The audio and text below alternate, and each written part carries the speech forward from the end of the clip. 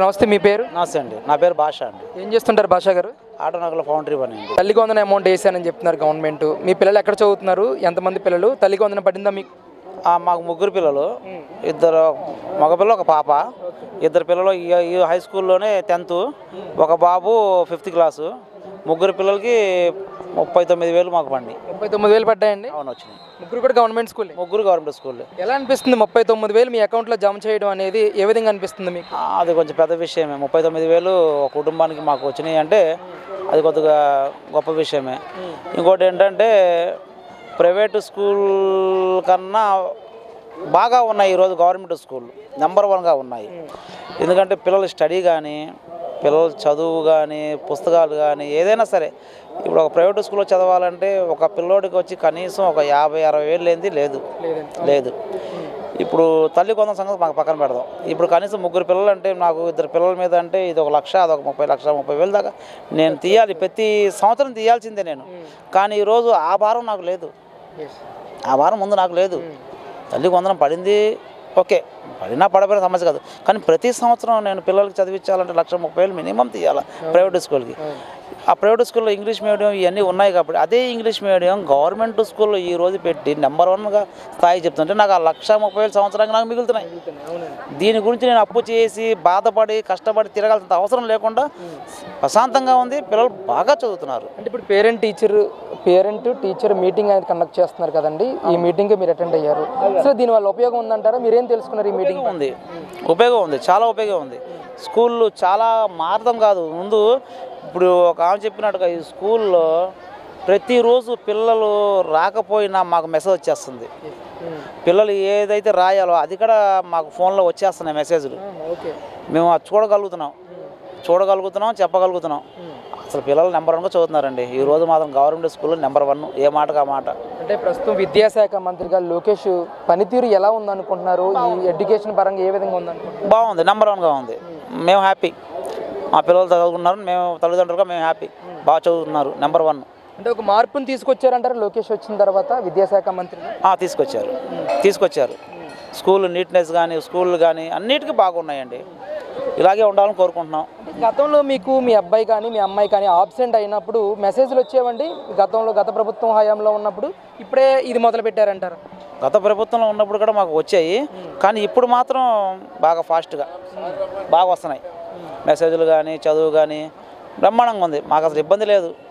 మేము ఒక private స్కూల్లా feel అవ్వాల్సి వస్తుంది. గవర్నమెంట్ స్కూల్ కూడా ప్రైవేట్ స్కూల్కి ధీటుగా ఉన్నాయంటారు ఈరోజు గవర్నమెంట్ స్కూల్? నెంబర్ 1 లేదు అన్న మాట అబద్ధం. వాస్తవం లేదన్న వాళ్ళు వచ్చి స్కూల్లో చూడొచ్చు, అంత బాగున్నాయి, నెంబర్ 1. ఇక్కడ మధ్యాహ్న భోజన పథకం కూడా డొక్కా సీతమ్మ గారి పేరు పెట్టి ఈ పథకాన్ని ముందుకు తీసుకెళ్తా ఉన్నారు.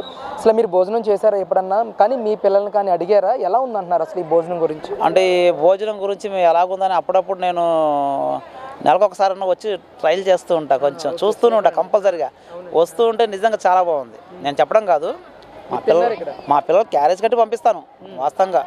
కానీ అసలు క్యారేజ్ కట్టి తీసుకెళ్తున్నారు ఏంటి, అంత బాగలేదా ఏంటని చెప్పి నేనే నెలకోసారి వచ్చి టేస్ట్ చూస్తా. కొంచెం బ్రహ్మాండంగా ఉంటుంది, చాలా బాగుంటుంది. బాగలేదు క్వాలిటీ ఎలా ఉంటుందండి? గతంలో పురుగులు పట్టిన రైస్ పెట్టేవారు అని చెప్పేసి పెద్ద ఎత్తున కామెంట్స్ వచ్చినాయి. ఇప్పుడు పరిస్థితి ఏంటండి వీళ్ళు వచ్చిన తర్వాత? ఆ పురుగులు పట్టిన అన్నది మాకు తెలియదు, కానీ మేము ఇప్పుడు చూస్తున్నాం కదండి, అసలు లేవు, అసలు ఆ మాటే లేదు అసలు. ఆ కూర కానీ ఏదైనా కానీ ఇప్పుడు స్కూల్లో సార్లు, మా హెడ్ మాస్టరు, చదువు చెప్పే టీచర్లు వీళ్ళంతా కూడా ఇదే తింటున్నారు. అవునండి, వీళ్ళు కూడా ఇదే తింటున్నారు. కాబట్టి చాలా బాగుంది. బాగలేదన్నమాట అబద్ధం. నెంబర్ 1. అంటే ఎడ్యుకేషన్ పరంగా ఈరోజు గవర్నమెంట్ స్కూల్స్ విద్యా ప్రమాణాలు పెరిగాయి అంటారా? నారా లోకేష్ బాధ్యతలు తీసుకున్న తర్వాత పెరిగాయి, బాగుంది. ఇలాగే ఉండాలని మేము కూడా కోరుకుంటున్నాం. బాగున్నాయి. ఏం చెప్తారండి ఆఖరికి కూటమి ప్రభుత్వం గురించి కానీ, విద్యాశాఖ మంత్రి లోకేష్ గురించి కానీ ఒక పేరెంట్గా మీరేం చెప్తారు? పేరెంట్గా చెప్పాలంటే మేము చాలా హ్యాపీగా ఉన్నాం సార్, సంతోషంగా ఉన్నాం. బాగా చదువుకుంటున్నారు మా పిల్లలు. ఇలాగే ఉండాలని మేము కోరుకుంటున్నాం. మాకు చాలా బరువు తగ్గింది. మీకు చెప్పినట్టుగా సంవత్సరానికి నేను 1,30,000 తీయాలి. పనులు ఉంటాయి, ఉండకపోవచ్చు, చెప్పలేం. కానీ ఈరోజు ఆ పరిస్థితి లేకుండా అన్ని బ్యాగులు, పుస్తకాలు అన్నీ ఇచ్చి చదివిస్తున్నారు. అంటే అసలు ఒక ప్రైవేట్ స్కూల్ కన్నా ధీటుగానే ఉంది గవర్నమెంట్ స్కూల్ అంటే. ఒకప్పుడు గవర్నమెంట్ స్కూల్లో నాకు తెలిసి ఎవడు వచ్చేవాడు ఖాళీగా ఉండేది. అలాంటి గవర్నమెంట్ స్కూల్లో బోర్డు పెడుతున్నారు బయట, స్కూల్ ఫుల్ అయిపోయింది అని. ఇది వాస్తవం.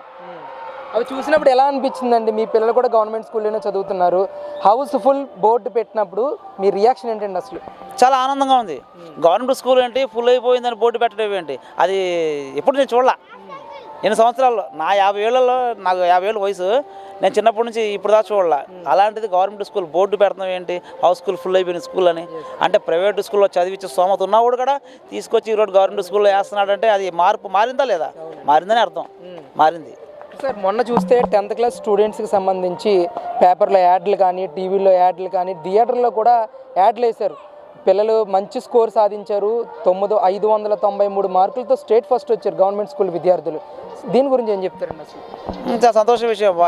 టీవీలో యాడ్ అయ్యేటువంటి హై స్కూల్ ఇక్కడ బయట బోర్డు మీదే పిల్లల ఫోటోలు వేసి ఉంటే కళ్ళు కనపడతాయి మాకు నీట్గా. పైన అంత పెద్ద పెద్ద బోర్డులు పిల్లలు వేసి ఉన్నాయి బయట. చూడండి మీరు ఇక్కడ కావాలంటే. ఇది మరి ఎప్పుడు లేదు కదా, మేము చూడాల, ఇదే చూడటం. దాన్ని బట్టి బాగా హ్యాపీ నాకు. Right, thank you. ఇలాగే ఉండాలని కోరుకుంటున్నాం.